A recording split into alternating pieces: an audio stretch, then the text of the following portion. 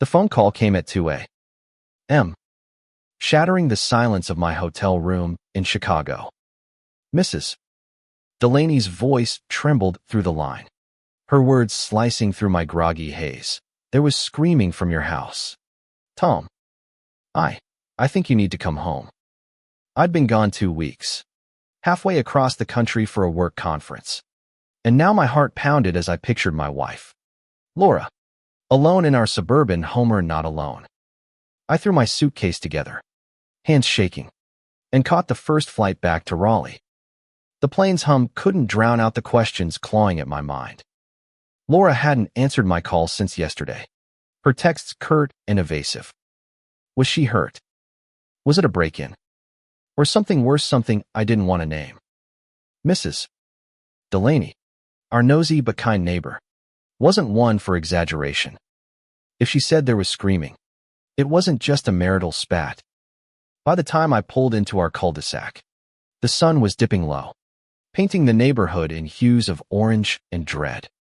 Our house looked the same: white picket fence, neatly trimmed hedges, but a cracked window on the second floor caught my eye. My stomach twisted. I grabbed my suitcase and sprinted to the porch, where Mrs. Delaney waited, her face pale. Tom, she whispered, glancing toward the house. It was last night. Screaming. Then silence. I knocked this morning, but no one answered. I fumbled with my keys, the metal cold against my clammy hands. Did you see anyone else? Anyone with Laura? She hesitated, her eyes darting away. A man left around midnight. Tall, dark hair. I've seen him before. Tom. I didn't want to say, but my knees buckled, but I caught myself on the doorframe. Laura. My Laura. The woman I'd loved for 12 years, who'd laughed with me over burnt dinners and planned our future in whispered late-night talks. The thought of her with someone else felt like a knife twisting in my chest. I pushed the door open, the creak echoing in the stillness. Inside, the house was a wreck. Shattered glass from a vase littered the living room floor. Couch cushions were askew, and a half-empty wine bottle sat on the coffee table next to 2 glasses. My breath hitched. I called out, Laura. No answer. The air felt thick, heavy with secrets. Upstairs, our bedroom door was ajar. I pushed it open, and there she was, Laura, curled up on the bed, her face buried in a pillow. She looked small, fragile, her blonde hair tangled. Tom. She gasped, sitting up, her eyes red and swollen. You're back early. What the hell happened here? My voice was sharper than I intended, but the sight of her, the wine glasses, the cracked window, it was too much. Mrs. Delaney heard screaming. She saw a man leave. Laura. A man. Her face crumpled, and she buried it in her hands. I'm sorry, she whispered, her voice breaking. I didn't mean for it to happen. Didn't mean for what to happen. I stepped closer, my fists clenched. Who was he? What did you do? She didn't answer, just sobbed harder. I wanted to shake her, to demand the truth, but the sight of her trembling stopped me. This wasn't just guilt. Something else was wrong, something bigger. I sank onto the edge of the bed, my anger warring with fear. Talk to me, Laura. Now. She lifted her head, her eyes meeting mine for the first time. It's Mark, she said, barely audible. Mark Reynolds. He's married. Tom. And I messed up. Mark Reynolds. The name hit like a punch. Our neighbor, 3 houses down. The guy with the perfect lawn and the smug smile. Always too friendly at block parties. Married to Claire, the quiet woman who baked cookies for the neighborhood kids.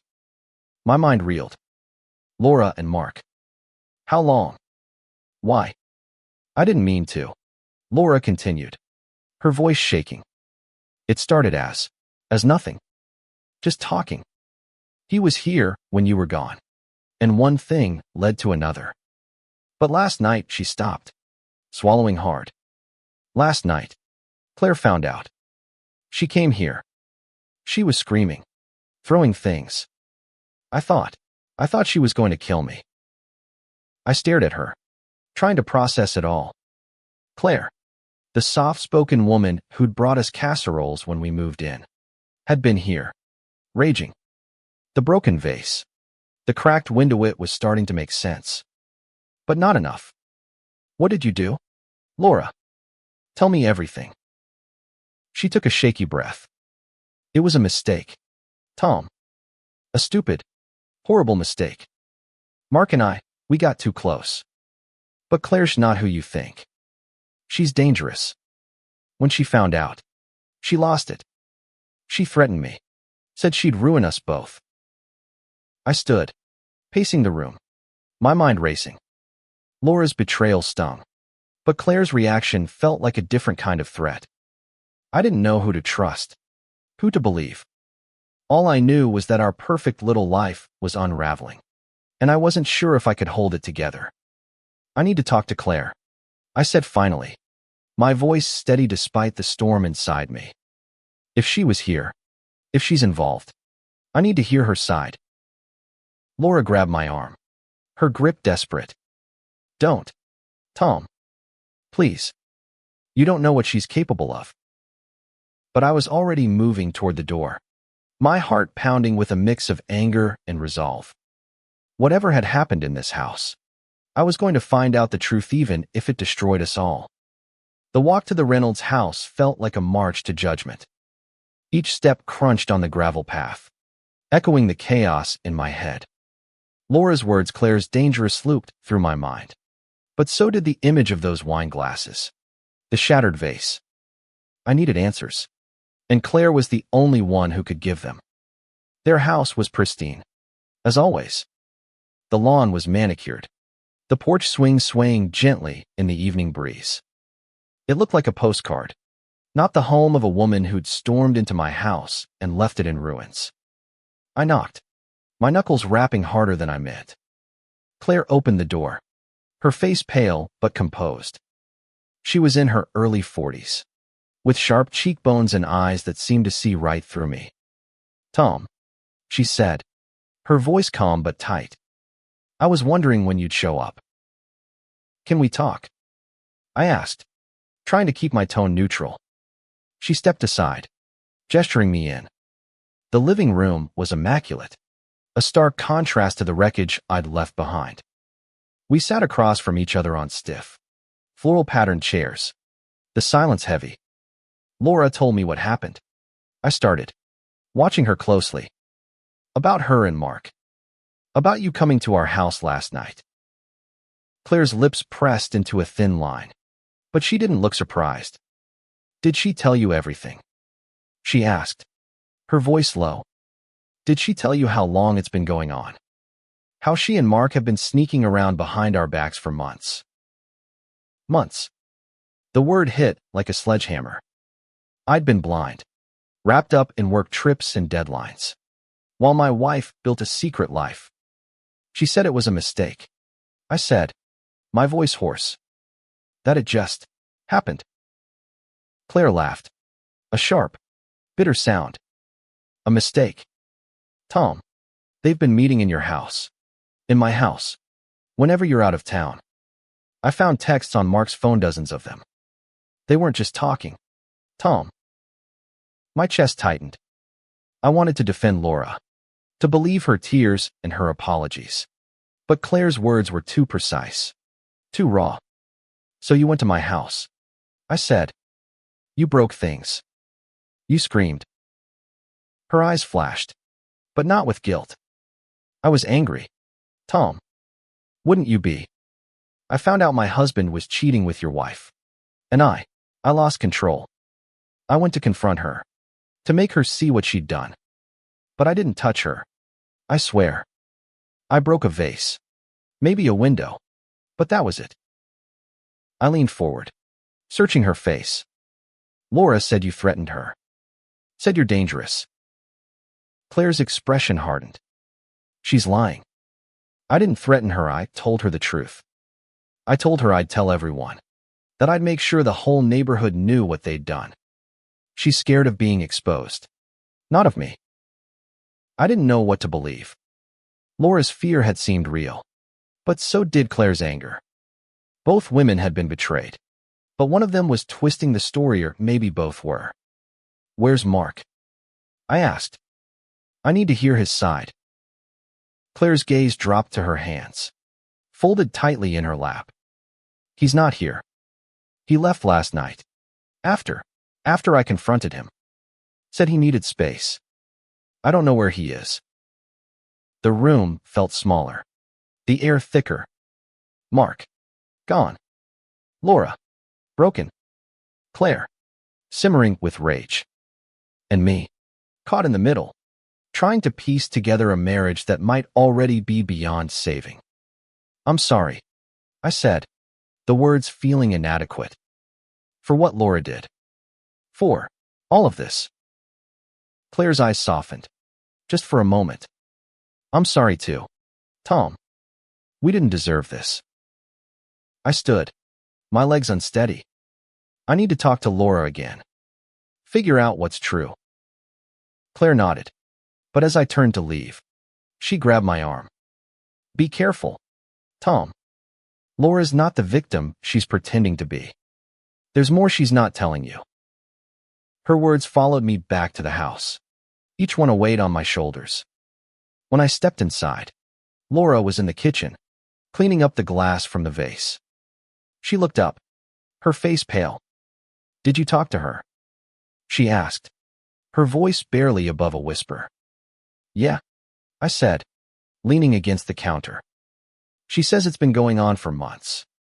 That you and Mark were serious.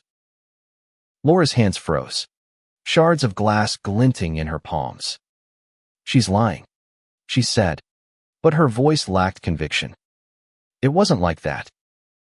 Then what was it like? I snapped, my patience fraying. Because I'm starting to think I don't know you at all. She flinched, tears welling up again. I love you, Tom. I made a mistake, but I love you. Please, don't let her poison you against me. I wanted to believe her. God, I wanted to. But the cracks in our life were too deep, and I wasn't sure if love was enough to fix them. I need time, I said, turning away. And I need the truth. All of it. As I walked upstairs, Claire's warning echoed in my mind. There's more she's not telling you. I didn't know what that meant, but I was determined to find out before it was too late. The next morning, the house felt like a ghost town. Laura stayed in the guest room, her door closed, her silence louder than any argument. I couldn't sleep, my mind replaying every moment of our marriage, searching for signs I'd missed. The late-night phone calls she'd dismissed as work, the weekends she'd spent with friends. How had I been so blind? I needed answers, and Laura wasn't giving them. So I turned to the one place I hadn't checked, her phone. It felt wrong, like crossing a line I couldn't uncross. But I had to know. She was still asleep when I slipped into the guest room, her phone on the nightstand. My hands shook as I unlocked it. Her passcode was our anniversary, a detail that stung now more than ever. The messages were there, buried in a thread with a contact labeled M. Dozens of texts, going back months. Flirty at first, then intimate, then desperate. I can't stop thinking about you. When's Tom gone again? Claire's starting to suspect. My stomach churned. Claire was right, it wasn't a one-time mistake. It was a full-blown affair. But one message stopped me cold. Sent 2 days ago. From Laura to Mark, we need to end this. Claire knows. She's not stable. Mark. I'm scared. I set the phone down, my heart racing. Laura hadn't lied about Claire's reaction, but she'd downplayed her own role. This wasn't just a fling, it was a betrayal that had spiraled out of control. And Claire, was she really unstable? Or was Laura spinning a story to save herself? I needed to find Mark. If he was the key to this mess, I'd track him down. I called his office, but his assistant said he'd taken a leave of absence. No one knew where he was. Frustrated, I drove to the coffee shop where he and Laura used to meet. According to her texts, the barista, a young woman with a nose ring, recognized Mark's name. Yeah, he's been in a lot lately, she said, usually with a blonde. They'd sit in the back, real cozy. My jaw clenched. Have you seen him today? She shook her head. Not since yesterday. He seemed off. Kept looking over his shoulder, like he was expecting someone. I thanked her and left, my mind spinning. Mark was hiding. But from who? Claire. Laura. Me. I drove back to the neighborhood, determined to confront Laura again. But as I pulled into our street, I saw Claire standing in her yard, staring at my house. I parked and approached her. Claire, we need to talk. About Mark. Her eyes narrowed, but she nodded. Come inside. This time, her composure was gone. Her hands trembled as she poured coffee, her voice tight with anger. I kicked him out after I found out, she said. He begged me to forgive him, said it was a mistake, but I couldn't even look at him. He's staying at a motel, I think. The Red Roof in downtown. Why didn't you tell me yesterday? I asked, frustration creeping into my voice. Because I didn't want you to do something stupid, she snapped. Like go after him. He's not worth it, Tom. Neither is she. I bristled at her words, but I couldn't argue. Not yet. I need to hear it from him, I said. I need to know why. Claire sighed, her shoulders slumping. Then go. But don't expect him to be honest. He's a coward. I drove to the motel, my hands gripping the wheels so tightly my knuckles turned white. The Red Roof Inn was a rundown place, its neon sign flickering in the daylight. I found Mark's room number 112 and knocked. No answer. I knocked harder, then tried the handle. The door was unlocked. Inside, the room was a mess. Clothes were strewn across the floor, a half-empty bottle of whiskey on the nightstand. Mark was slumped in a chair, his face haggard, his eyes bloodshot. Tom, he croaked, sitting up. What the hell are you doing here? I could ask you the same thing, I said, stepping inside. You've been sleeping with my wife. I want to know why. He ran a hand through his hair, his face crumpling. It wasn't supposed to happen like this. Laura and it just got out of hand. I'm sorry, man. Sorry doesn't cut it, I snapped. How long? And don't lie to me. He sighed, defeated. 6 months. It started at a barbecue. You were on a trip, and we clicked. It was wrong, but it kept happening. 6 months. Half a year of lies. I wanted to punch him, to make him feel the pain I was drowning in. But I held back. And Claire, what did you tell her? His eyes darkened. Claire's unhinged. When she found out, she went crazy. She came to your house, screaming at Laura, throwing things. I thought she was going to hurt her. That's what Laura said, I replied, my voice low. But I'm starting to wonder who's telling the truth. Mark leaned forward, his voice urgent. Listen, Tom. Laura's not innocent, but Claire's dangerous. She's been following me, leaving me voicemails, threatening to ruin us both. You need to watch out for her. I left the motel with more questions than answers. Mark's story matched Laura's, but Claire's warning still lingered. Someone was lying, or maybe they all were. I just didn't know who to trust anymore. Back at home, Laura was waiting in the living room, her eyes puffy but her posture defiant. What did Mark say? She asked, her voice sharp. I dropped onto the couch, exhausted. He said it's been 6 months. That you two clicked at a barbecue. He also said Claire's unhinged, just like you did. Laura's face paled, but she didn't deny it. It's true, Tom. Claire's not right. She's been watching our house, leaving notes in our mailbox. I found one yesterday, saying she'd make me pay. I frowned, my mind racing. Show me. She hesitated, then went to the kitchen and pulled a crumpled note from a drawer. It was written in sharp, angry scrawl, "You'll regret this. Laura." I know everything. No signature, but it didn't need one. "This is Claire's handwriting?" I asked, studying the note. Laura nodded, her hands trembling. "I swear, Tom, she's scaring me."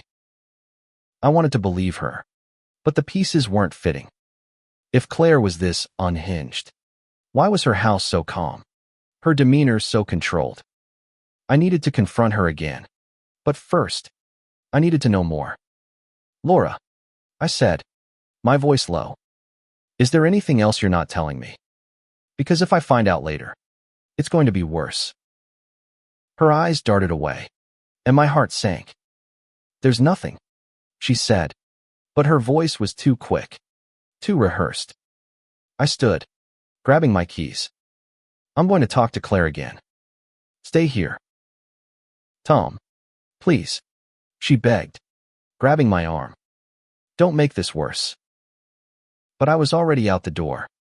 Claire was in her garden when I arrived, pruning roses with a precision that felt unnerving. "Back again," she said, not looking up. "I found a note," I said, holding it out. "Laura says it's from you." Claire took the note, her expression unreadable. "This isn't my handwriting," she said flatly. "She's trying to frame me, Tom. She's scared of what I'll do when everyone finds out." "Then who wrote it?" I demanded. She shrugged, her eyes cold. "Maybe Laura wrote it herself. To make you think I'm the bad guy." I stared at her, my mind spinning. It was possible Laura was desperate, cornered.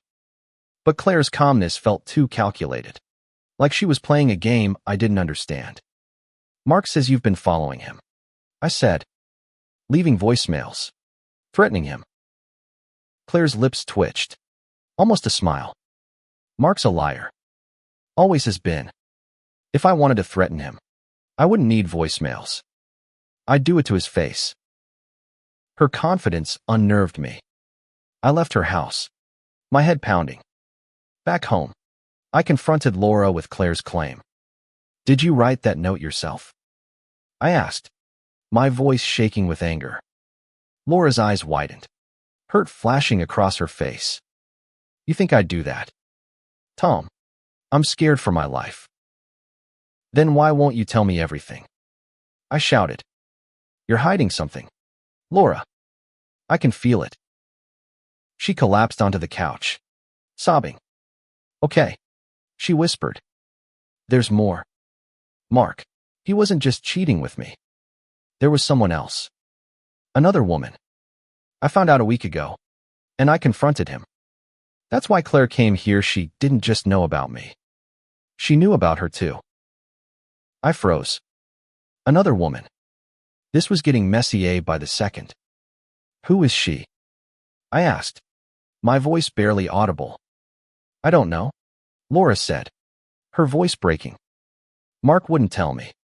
But Claire found out somehow, and that's when everything exploded."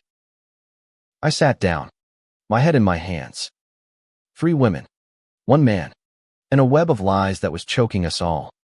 I didn't know who to believe, but I knew one thing. This wasn't just about Laura and Mark anymore. Someone else was out there, and they might hold the key to the truth. I decided to dig deeper. I went through Laura's phone again, this time checking her emails. Buried in her deleted folder was a message from an unknown address.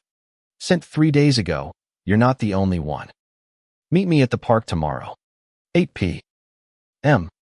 No signature, no context. But it was a lead. That night, I went to the park, hoping to find answers. The air was cool, the playground empty under the streetlights. I waited, my heart pounding. until a figure emerged from the shadow. A woman. Young, maybe late 20s, with dark hair and nervous eyes. "Are you Tom?" she asked, her voice low. I nodded, my throat tight. "Who are you?" "My name's Sarah," she said, glancing around. I was involved with Mark, and I think we're both in danger. Sarah's words hung in the air, sharp and heavy. The park was silent except for the faint hum of crickets, but my pulse roared in my ears. "In danger?" I repeated, stepping closer. "From who?" "Claire." "Laura." Sarah shook her head, her eyes darting to the shadows. "Both of them. And Mark. This whole thing, it's a mess. Tom, I didn't know about Laura at first. Or Claire. Mark lied to me, said he was separated. When I found out the truth, I tried to end it, but he wouldn't let me." I frowned, trying to piece it together. "Wouldn't let you? What do you mean?" She hugged her arms, her voice trembling. "He got intense. Said if I told anyone, he'd make my life hell. He knows things about me. Tom, things I can't let get out. And Claire, she's been following me too. I saw her car outside my apartment last week." My mind reeled. Mark, the charming neighbor, a manipulator. And Claire, stalking not just Laura, but Sarah too. I thought of the note, the broken vase, the cracked window. Was Claire orchestrating this chaos? Or was Mark pulling the strings? "Why are you telling me this?" I asked, my voice low. "Because you're caught in it too," Sarah said. "Laura's your wife. You deserve to know what's going on. And I need help. I'm scared." I didn't know if I could trust her, but her fear seemed real. "What do you know about Claire's confrontation at my house?" I asked. She hesitated, then said, "I wasn't there, but Mark told me about it. He said Claire went ballistic, accused Laura of ruining their marriage. But he also said Laura fought back, threw things too. It wasn't just Claire." That didn't match Laura's story or Claire's. Someone was lying, and I was tired of being played. "I need to talk to Mark again," I said. "Where is he?" Sarah bit her lip. "He's back at the motel. But be careful, Tom. He's desperate. He knows everything's falling apart." I drove back to the Red Roof Inn, my mind a tangle of anger and doubt. Mark was in his room, packing a bag when I walked in. "Going somewhere?" I asked, my voice cold. He froze, his eyes wide. "Tom, I told you everything. You didn't tell me about Sarah." I cut in, stepping closer. "Another woman. Mark, how many lives are you trying to ruin?" His face paled, but he didn't deny it. "It's not what you think. Sarah was a mistake. Like Laura. I'm trying to fix this. I swear." "Fix it?" I laughed, bitter. "You've got 3 women scared out of their minds, and Claire tearing through my house like a hurricane. What the hell did you do to them?" Mark sank onto the bed, his head in his hands. "I didn't mean for it to go this far. Laura was lonely. You were gone all the time. And Sarah, she was just there. You know. But Claire, she's the problem. She's obsessed with punishing us all." I didn't buy it. Mark was too smooth, too quick to shift blame. "I'm done with your lies," I said. "I'm going to the police. Let them sort this out." His head snapped up, panic in his eyes. "You can't. Tom, please. It'll destroy Mimi's career. My family. I'll lose everything." "You should have thought of that before," I said, turning to leave. But as I reached the door, he grabbed my arm. "Wait. There's something you need to know. Laura's not innocent in this. She's been playing you too." I shook him off. My patience gone. "Save it, Mark. I'm done listening." Back home, Laura was pacing the living room, her phone clutched in her hand. Did you find him?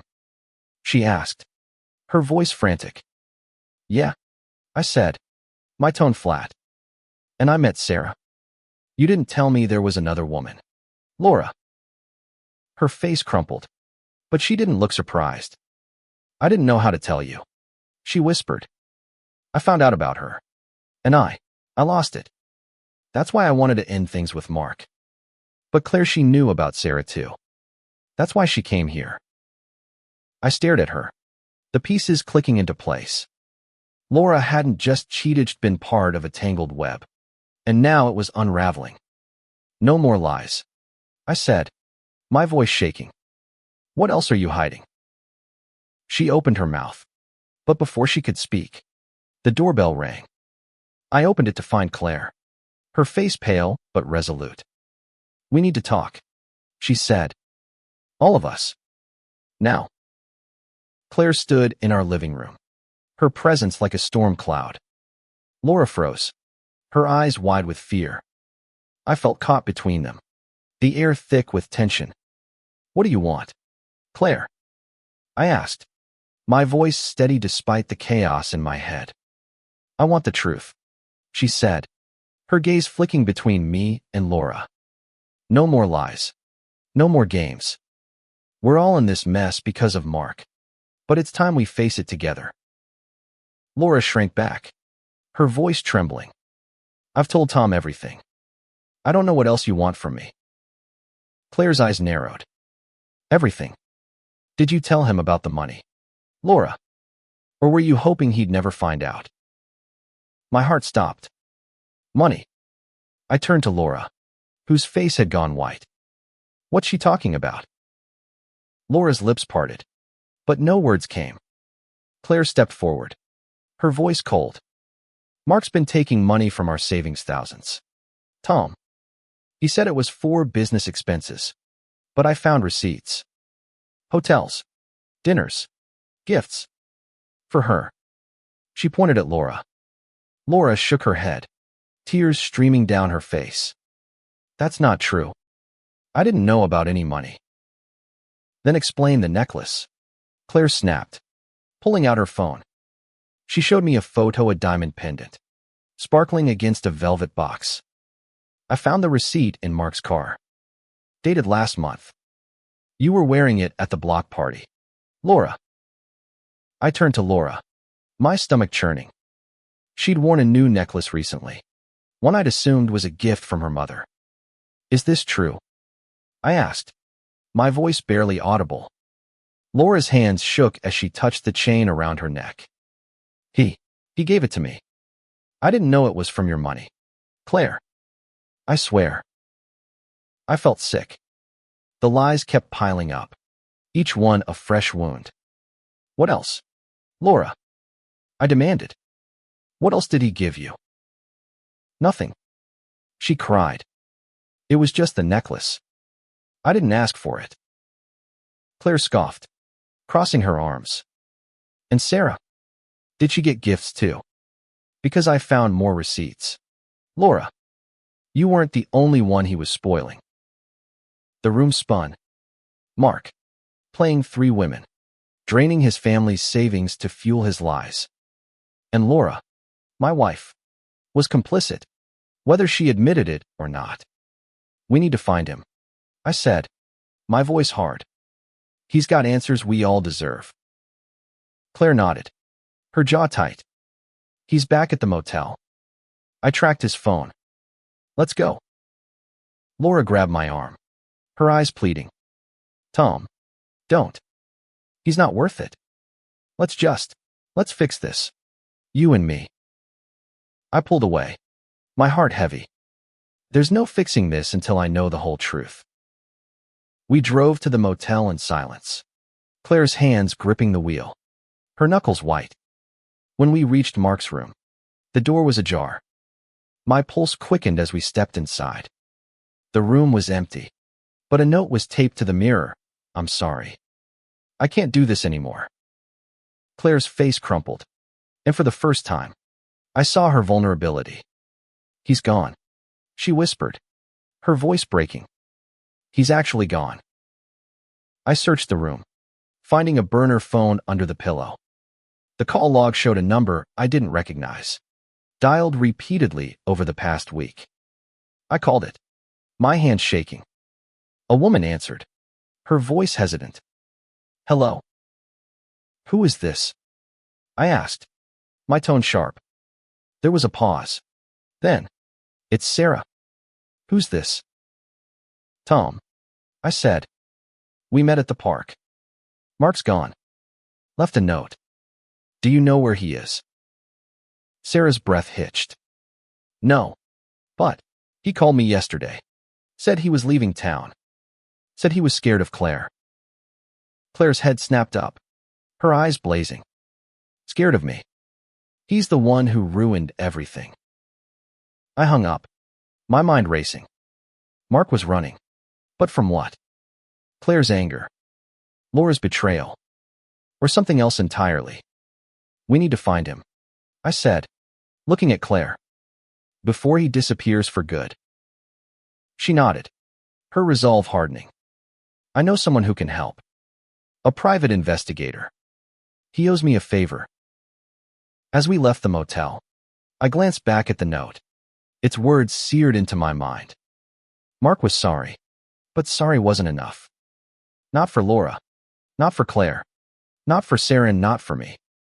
The truth was out there, and I wouldn't stop until I had it. Claire's private investigator, a gruff man named Paul, met us at a diner the next morning. His eyes scanned us over his coffee mug, sizing up the wreckage of our lives. Mark's not an amateur, he said, sliding a folder across the table. He's been planning to disappear for weeks. Bank accounts drained. Fake ID ready. He's probably halfway to Mexico by now. I stared at the folder, my heart sinking. Inside were photos: Mark at an ATM, Mark buying a bus ticket, Mark with a woman who wasn't Laura or Sarah. Who's this? I asked, pointing to her. Paul shrugged. No idea. But she's been with him at every stop. Could be another player in this mess. Claire's face was unreadable, but her hands shook as she flipped through the photos. He's been lying to everyone, she whispered. Even her. I drove home, the folder burning a hole in the passenger seat. Laura was waiting, her eyes red but her posture straighter than before.